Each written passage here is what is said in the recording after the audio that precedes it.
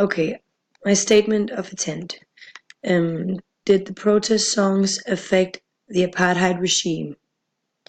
And the statement of problems. How were the native South Africans oppressed in society? And how did the Western world protest against the apartheid regime through music? And how did the songs have an effect on the fight for freedom? The first one. How were the native South Africans oppressed in society? There was a tension between the white and the black population in South Africa, and the government, which was led by Hendrik Verwoerd, I think it's called. I think that's how you pronounce it. And he came to the power in 1959, and it was led by him. And he made this the Bantu to Homeland Citizenship Act, which is the promotion of the Bantu self government act. They made this in 1970, and it divided the native blacks into separate states which had to govern themselves. This linguistically and ethnically separated the blacks from the whites and gave the blacks no political power at all. And he also made the president Fairwood also made the Extension of University Education Act, which made it illegal for a non-white person to attend an open university without the permission of the Minister of Internal Affairs. And this meant that the black and the whites were now segregated by law and forced to attend different schools. And as you see on the picture at the side, even the smallest of businesses were separated with a clear difference as regards to quality. So colored people working at high prestige jobs were banned or even killed, and colored people were no longer allowed to work as, for example, doctors. And this difference between the two races caused riots and deaths among many blacks. Yes. And how did the Western world protest against the apartheid regime through music?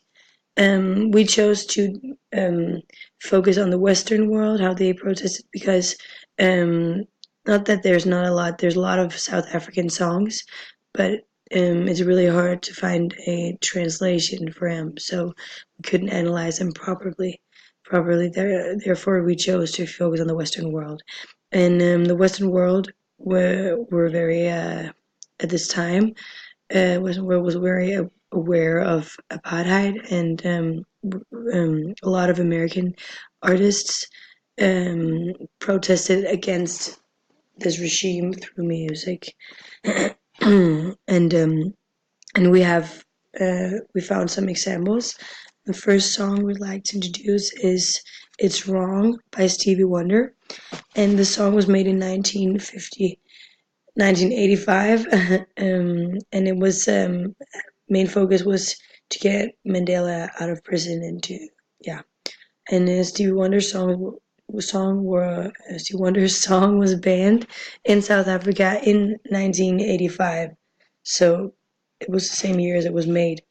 The song has African association, which means that it uses African language. Stevie Wonder uses African language as a choir, and I can't pronounce the line, but in English it is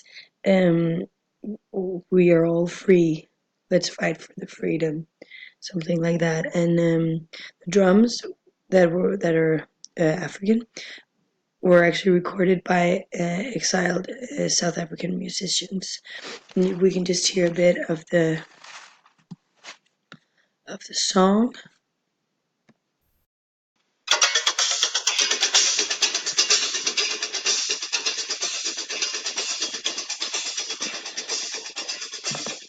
So here we clearly see how it is, how Africa is presented in this song, with the rhythm and the drums, which are traditional African drums. Yes, And the content, Stevie Wonder chosen to focus on has chosen a religious aspect, and we see that in a lot of his lyrics, where he says that even Satan frowns upon the deeds you are doing, and which is kind of a huge message that he sends, that so this is like worse than Satan, which is supposedly the worst thing you can imagine. And he also says you have no covenant with God. And he says that the negative karma you will be receiving. So he uses religious aspects, and we have a little statistic in the corner that says that actually 73.2% of the population in South Africa are Protestants, just to back up the religious aspect. And he's also referring to, he used a lot of references to slavery and Holocaust, just to kind of not create a contrast, but create like a simile between apartheid and Holocaust, other atrocious and horrendous events. Yes, and the message is to create awareness towards this regime, and it's clear that it is um, to gain this freedom, and as he repeats in the lyrics in the last stanza, it's freedom is coming, hope for the future, apartheid will end. And it's backed up by the line, hold on tight, it's coming, hold on tight, because we're with you. So this is kind of a song that's meant to give hope to the South African people that the Western world are with you, and we're fighting against this apartheid with you. And there's no filter in this, in the message of the song. There's no filter in this song in general. Like Stevie Wonder uses really, he's really direct and straightforward, and he doesn't try to hide anything in this song. And the next song we've chosen is is Eddie Grant's song "Give Me Hope, Joanna," and we see already in the first line that it is about, well, Johanna is a reference to Johannesburg, what was the biggest city in South Africa, and it was where the government was.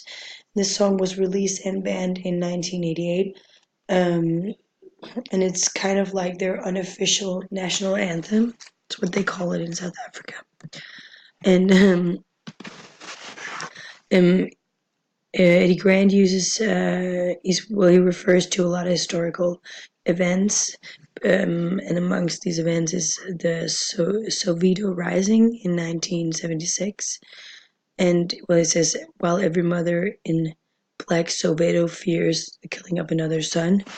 And the thing about this song is that Eddie Grant is actually talking about Johannesburg as a person, Joanna, an evil dictator, if you may. But he uses phrases, so like calls Johannesburg she, and like creates this whole personification about her. And the oppression just really showed when in the lines, she got supporters in the higher places who turn their heads to the city sun. Joanna give them the fancy money. Direct confrontation is used. So Eddie Grant actually, well, he is oh he's the whole song, through the whole song, he's actually just talking about um Johannesburg, and not directly to the government. He's just kind of describing it. But in the last stanza, he is a direct confrontation, where he says, I want to know if you're blind, Joanna. So this is like a question. It's like it becomes personal. And the music is really, you just listen to some of it, is really upbeat, and it has traditional African drums as well.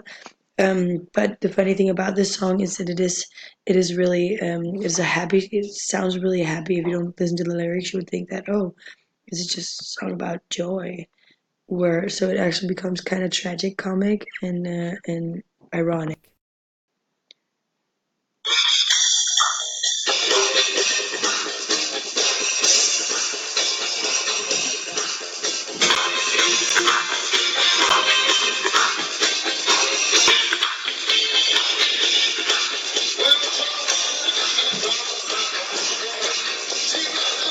And especially the chorus is um is really just a joyful chorus.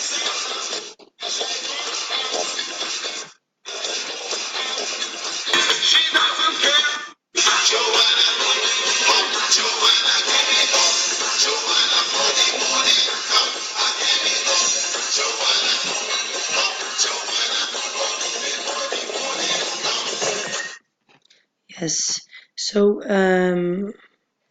just gonna start it up again.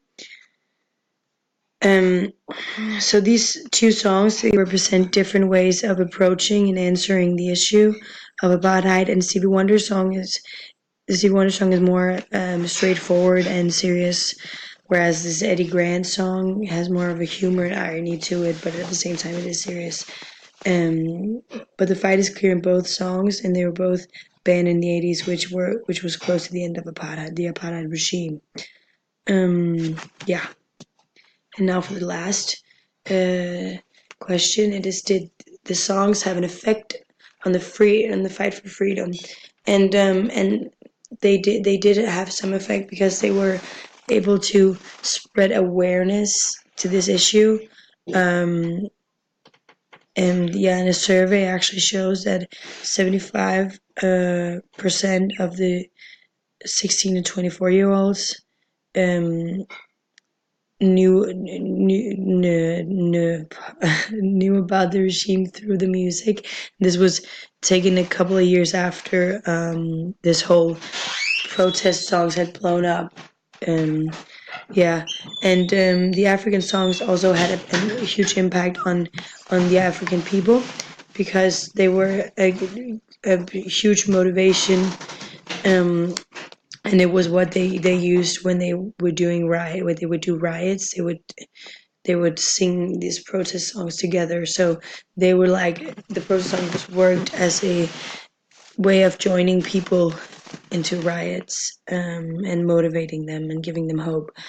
And it also the in the Western world, they made a lot of famous musicians came together and made this British concert to free Nelson Mandela and actually help to free him because it created a lot of attention to the issue. And it was famous people such as Bono and the rest of U2 and Whoopi Goldberg and Tracy Chapman and people like that. Yes, so they did help to in some way to help well address the issue and create attention and focus on it. Yes. Conclusion. So, how did the protest songs affect the apartheid regime? Well, we can say that